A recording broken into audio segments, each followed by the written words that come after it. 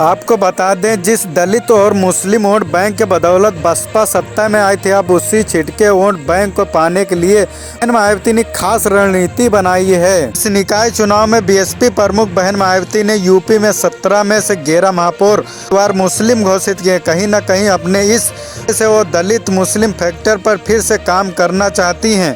अलीगढ़, शाहजहांपुर, गाजियापुर, बरेली समेत सीटों पर मुस्लिम उम्मीदवार को उतारकर बहन जी ने नया दांव खेला है।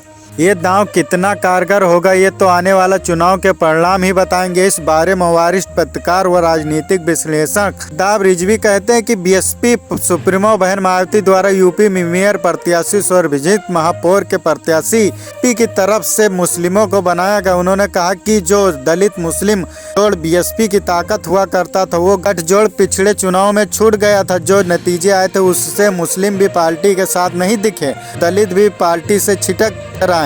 ऐसे में अब बसपा को खुद को करने के लिए कुछ तो सहारा चाहिए। वो सहारा बीएसपी को लगता है कि निकाय चुनाव में शायद मिल जाए। वो कहते हैं कि बीएसपी से दलित तब दूर हुआ जब पार्टी से मुस्लिम छिटके 2022 के चुनाव में मुस्लिम के साथ चले गए थे, जिससे दलित समझे कि जब मुस्लिम नहीं साथ है तो अकेले दलितों से बीएसपी का क्या भला होगा।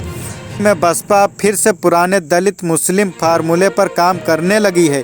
यही वजह कि बीएसपी प्रमुख बहन मायावती जी मुस्लिमों को न सिर्फ मेयर के चुनाव में बल्कि नगर पालिका चेयरमैन, पार्षद, नगर पंचायत चेयरमैन प्रत्याशी समेत सभापति के तौर पर अधिक से अधिक टिकट थमा दिया है। यहाँ तक कि जो लोग रातों रात बसपा में शामिल हुए उन्हें भी टिकट दे दिया गया।